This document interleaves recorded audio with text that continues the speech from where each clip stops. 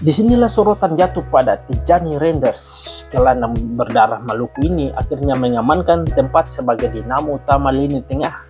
Meski sempat diragukan karena menit bermainnya di Manchester City, Kuman tetap percaya penuh Reinders kini memikul beban kreatif besar di tengah absennya beberapa gelandang utama.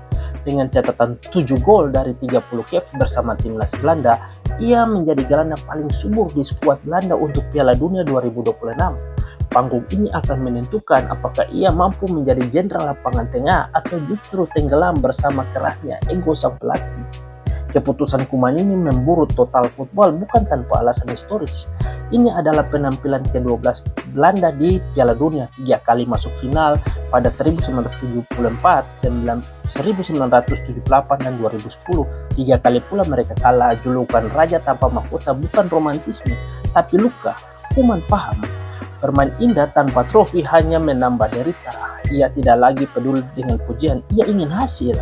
Dan Piala 2026 adalah momen pembuktian terbesar di dalam karir kepelatihannya. Belanda tergabung dalam grup F bersama Jepang, Swedia, dan Tunisia.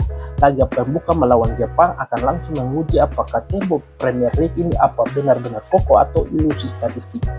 Kehadiran Memphis Depay yang pulih tepat waktu, ditambah Cody Gakpo, Justin Kluivert, Daniel Mellon, hingga Wout Weghorst memberi harapan di lini depan.